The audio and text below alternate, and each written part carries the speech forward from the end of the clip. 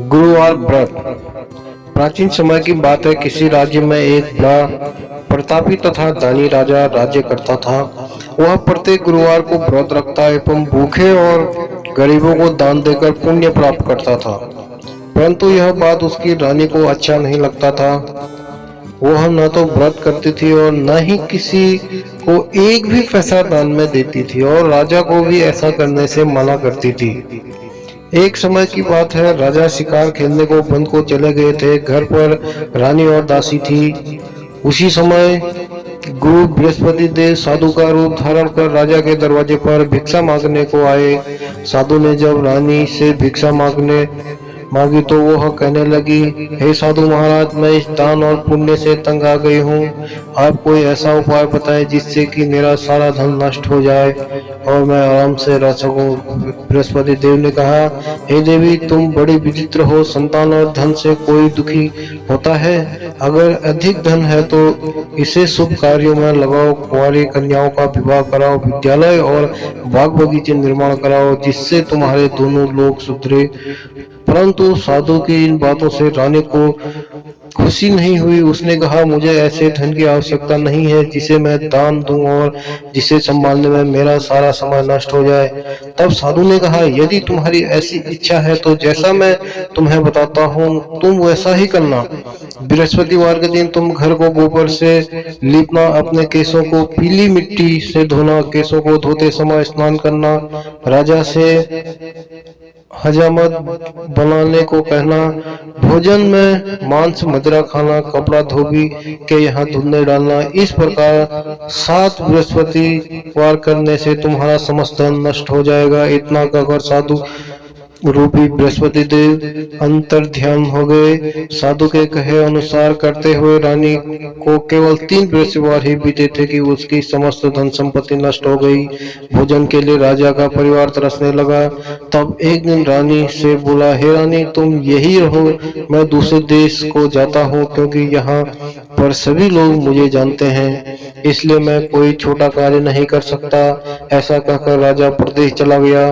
वहाँ वह जंगल में लकड़ी काट कर लाता और शहर में बेचता। इस तरह वह अपना जीवन व्यतीत करने लगा। इधर राजा के प्रदेश जाते ही रानी और दासी दुखी रहने लगी। एक बार जब रानी और दासी को 7 दिन तक बिना भोजन के रहना पड़ा तो रानी ने अपनी दासी से कहा, हे दासी, पास ही के नगर में मेरी बहन रहती है, वह बड़ी धनवान है। तू उसके पास जाकर और कुछ ले आ ताकि थोड़ा बहुत गुजर बसर हो जाए। दासी रानी के बहन के पास गई। उस दिन बृहस्पतिवार था और रानी की बहन उस समय बृहस्पतिवार व्रत की कथा सुन रही थी।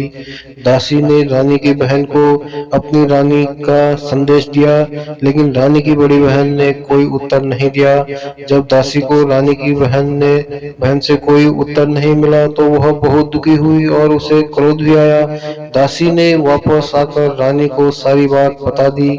सुनकर रानी ने अपने भाग्य को कोसा। उधर रानी की बहन ने सोचा कि कोई बहन की दासी आई थी, परंतु उससे नहीं बोली। इससे वह बहुत दुखी हुई होगी। कथा सुनकर और पूजन समाप्त कर वह अपनी बहन के घर आई और कहने लगी, हे बहन, मैं बृहस्पतिवार का व्रत कर रही थी। तुम्हारी दासी मेरे घर आई, परंतु जब तक कथा होती तब तक न तो उठते हैं न ही बोलते हैं, इसलिए मैं नहीं बोली। कहो दासी क्यों गई थी? रानी बोली, बहन, मुझसे क्या छिपाऊं? हमारे घर में खाने तक को अनाज नहीं था। ऐसा कहते कहते रानी की आंखें भर आई।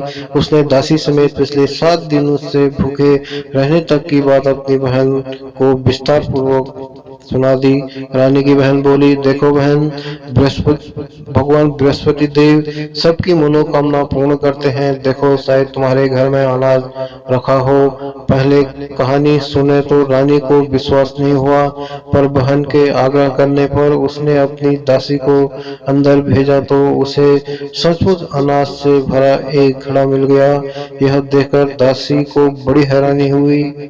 दासी रानी से कहने लगी, हे रानी, जब हमको भोजन नहीं मिलता तो हम व्रत ही तो करते हैं, इसलिए क्यों न इनसे व्रत और कथा की विधि पूछ ली जाए ताकि हम भी व्रत कर सकें।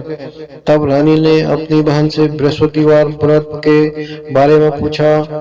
उसकी बहन ने बताया, बृहस्पतिवार के व्रत के चने की दाल और मुनक्का से विष्णु भगवान का केले की जड़ में पूजन करें तथा दीपक जलाएं, व्रत कथा सुने और पीला भोजन ही करें। इससे बृहस्पति देव प्रसन्न होते हैं। व्रत और पूजन विधि बतलाकर रानी की बहन अपने घर लौट गई। 7वें रोज बाद जब गुरुवार आया तो रानी और दासी ने निश्चय अनुसार व्रत रखा। घुड़साल में जाकर चना और गुड़ बीन लाई और फिर उनकी दाल से केले की जड़ तथा विष्णु भगवान का पूजन किया। जब पीला भोजन कहाँ से आए, इस बात को लेकर दोनों बहुत दुखी थे। क्योंकि उन्होंने व्रत रखा था, इसलिए गुरुदेव उन पर प्रसन्न थे। इसलिए वे एक साधारण व्यक्ति का रूप धारण कर 2 थालों में सुंदर पीला भोजन दासी को दे गए। भोजन पाकर दासी प्रसन्न हुई और फिर रानी के साथ मिलकर भोजन ग्रहण किया। उसके बाद वे सभी गुरुवार को व्रत और पूजन करने लगी। बृहस्पतिवार भगवान की कृपा से उनके पास फिर से धन संपत्ति हो गया, परंतु रानी फिर से पहले की तरह आलस्य करने लगी।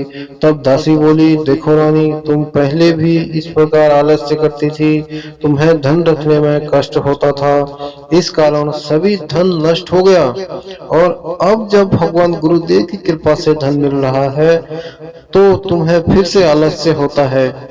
बड़ी मुसीबतों के बाद हमने यह धन पाया है, इसलिए हमें दान पुण्य करना चाहिए, भूखे मनुष्य को भोजन कराना चाहिए और धन को शुभ कार्यों में खर्च करना चाहिए, जिससे तुम्हारे कुल का यश बढ़ेगा, स्वर्ग की प्राप्ति हो और पितर प्रसन्न हो।